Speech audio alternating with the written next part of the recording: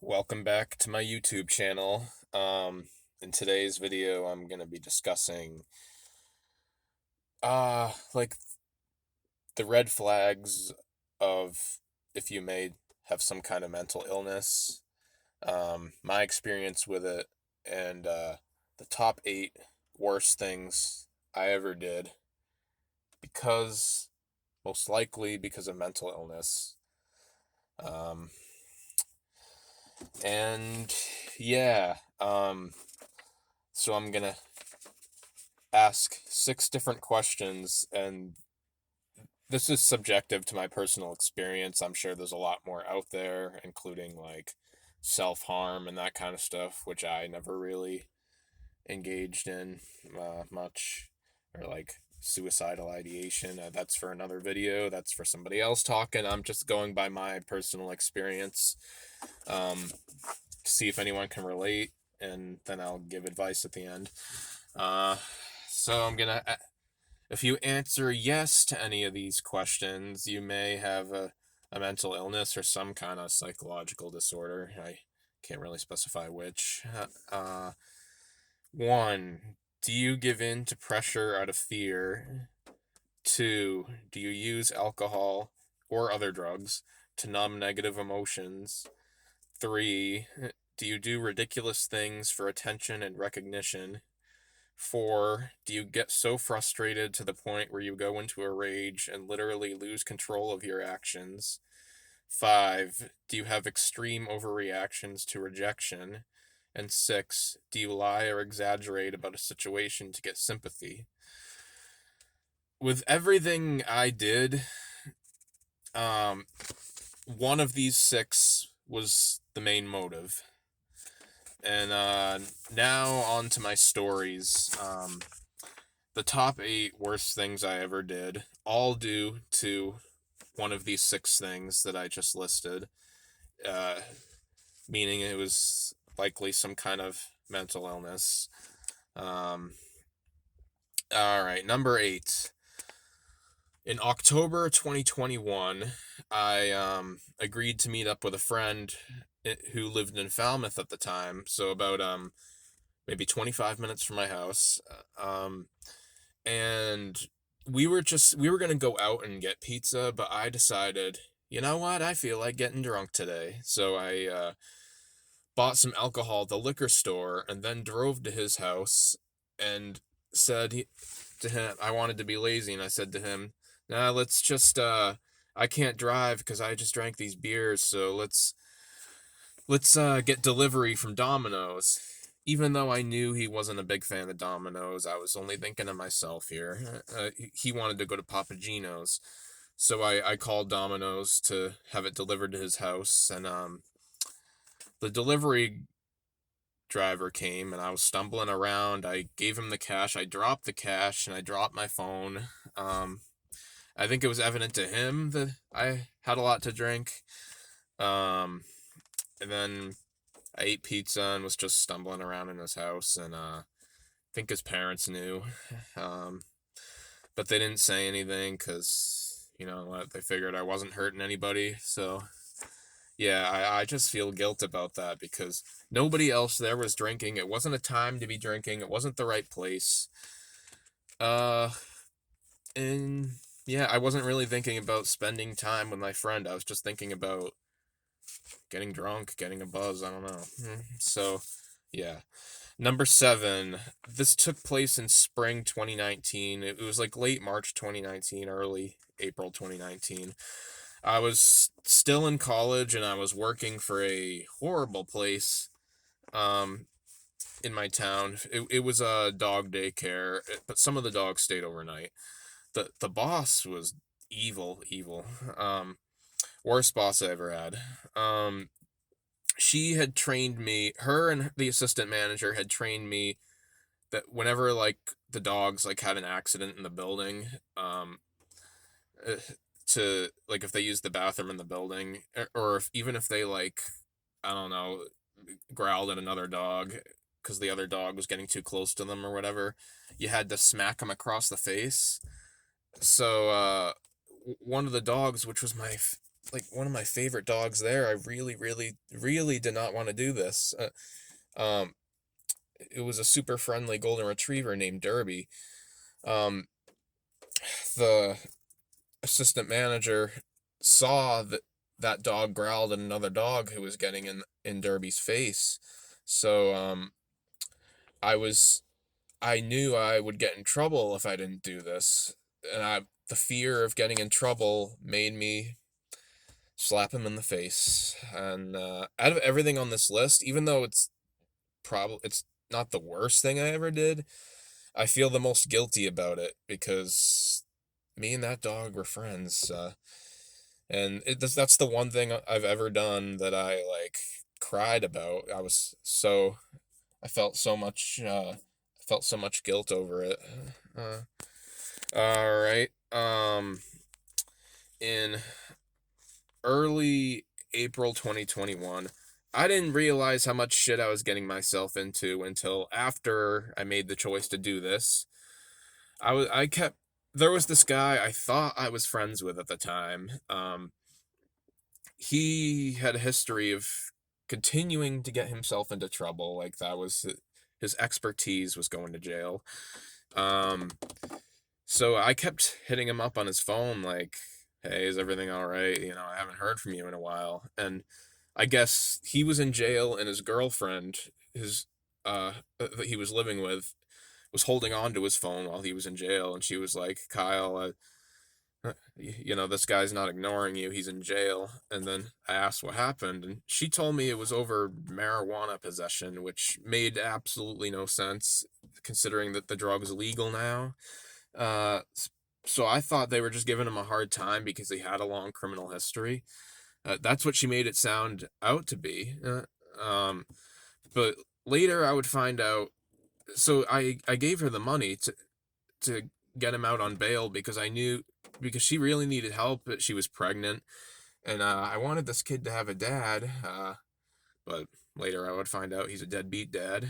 Uh, um, should have known that from the beginning, but I didn't. So I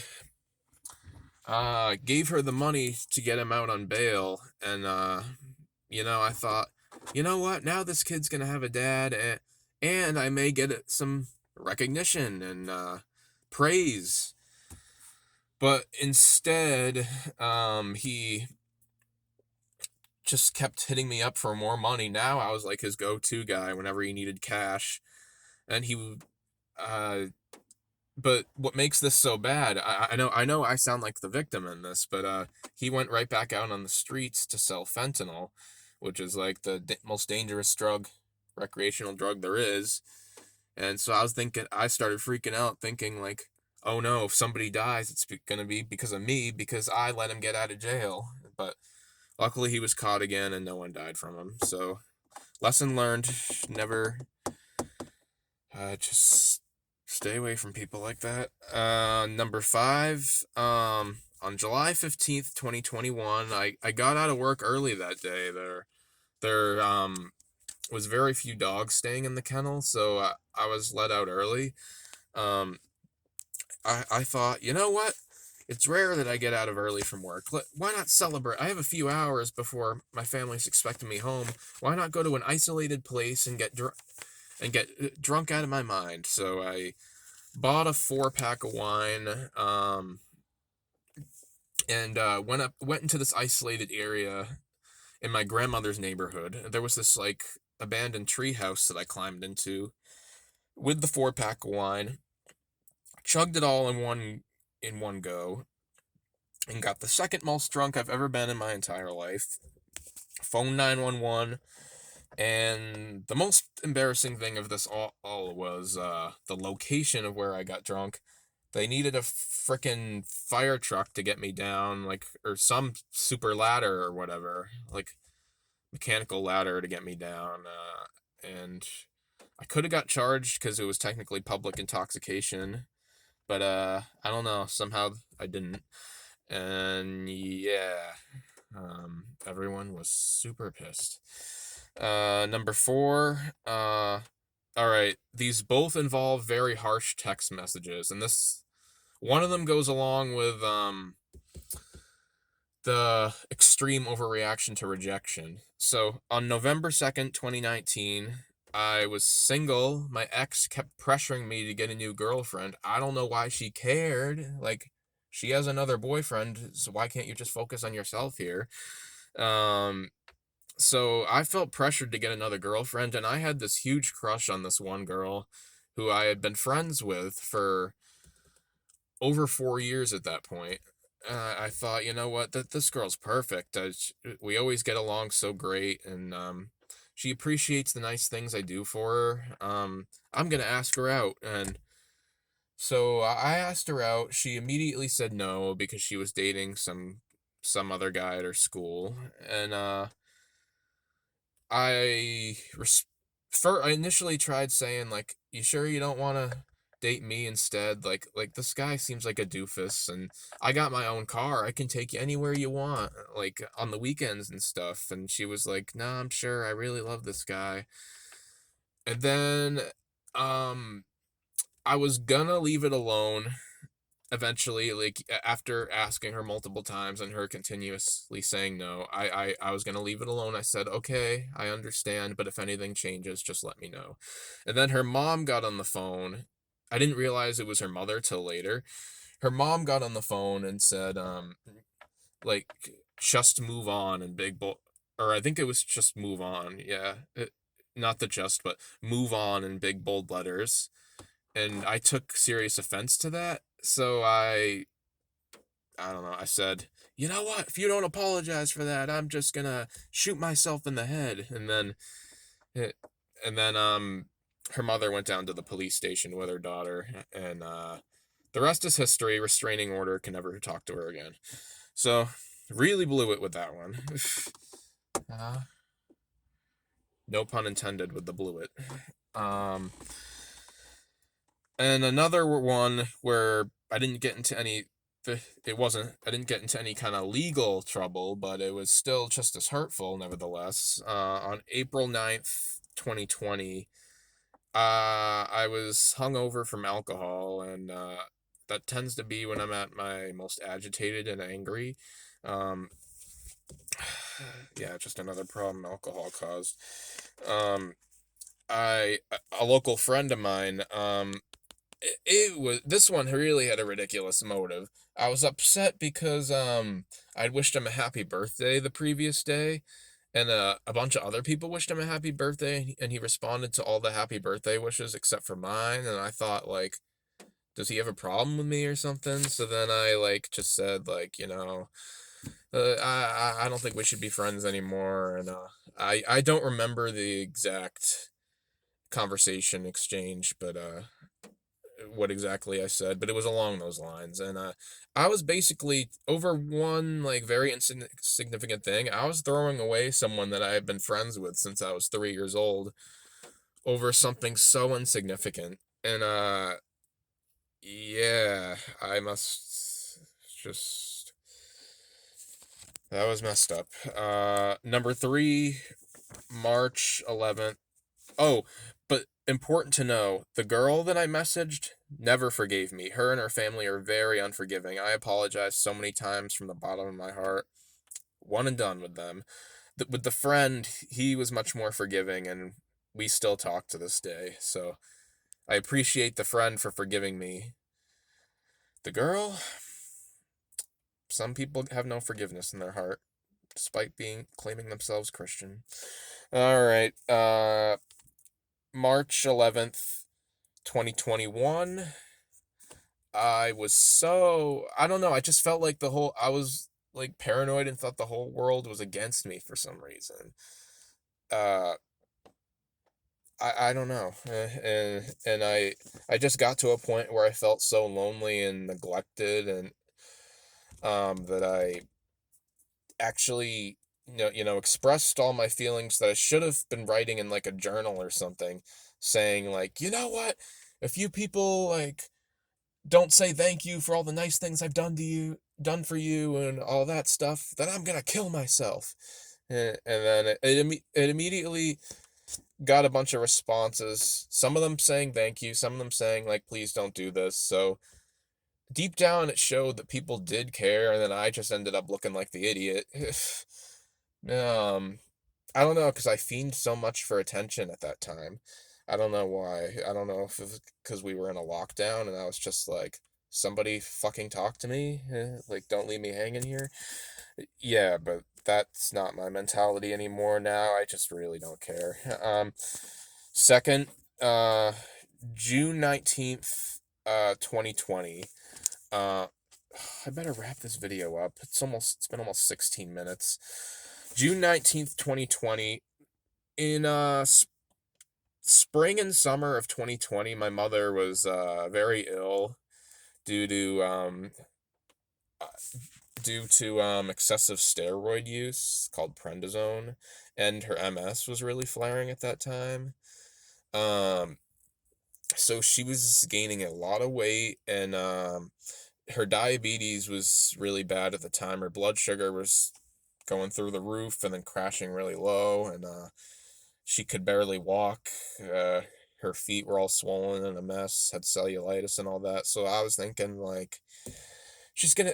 And my grandfather had died just in October 2019, so fairly recently. So I was thinking, oh no, my mom's gonna die next. My mom's gonna die next. I might as well just expect it any day now. So somehow in my sick, twisted mind, I thought it was a good idea to just break the news early, I guess, and tell everyone that she had already died, because I said to myself, you know what, it's already going to happen soon anyways, so why not tell the whole world now? I'm just going to tell everybody I know that my mother died. I put it on social media. I called people up. I texted people and told her that she died, and everybody was so frantic and crying, and it took a lot to fix that one. It took a lot to fix that one. Um, and but by the way, she has her ups and downs today. She's not as bad as she was back. She's not as sick as she was at that time, but she's still got her issues. But I don't fear for her life like I did back then. And number one, this one actually took place while I was still in high school, January 30th, 2016. Um, we it, I went to a private school where every now and then we had to do Saturday school, but at least Saturday school, a lot of times we do recreational stuff rather than sitting in a class. Um, we did, uh, one of the senior trips was to go. We had a choice: either we could go to the movie theaters, or we could go to the ice skating rink. I don't know why I chose the ice skating rink, even if I didn't like the movie that I don't remember what movie the other classmates were seeing, but I should have just watched the damn movie, even if it sucked, because I had no experience ice skating, and I thought I could just go out there and skate, because I couldn't distinguish the difference between ice skating and roller skating. I thought it would be just like roller skating, which I knew I was okay at. Um, but no, rollers. I mean, ice skating is a whole different beast. Immediately fell on my head over and over and over again, head on the concrete. Um, Everyone was pointing, and all the kids are pointing and laughing at me, and like calling me funny names and recording me, and it, even like the employees there were like, you know what, just don't get back on the ice. You clearly don't know what you're doing. And then I was so angry by how much of a fool I had made out of myself that I was already a ticking time bomb. Um, but Then what finally made me blow it is one of my classmates was giving me a hard time. She was like, "Come on, our staff is ready to pick us up. You need to get your ice skates off." And I couldn't get my ice skate off. I don't know. It was like stuck on my foot and I couldn't get it off. I don't know why. So then finally, I don't know. It was like an extreme anger that I would never felt before in my entire life. And just impulsively, like without my conscious control, I threw the other ice skate to the wall, like to the ceiling, and then ran as fast as I could, pushing a small kid into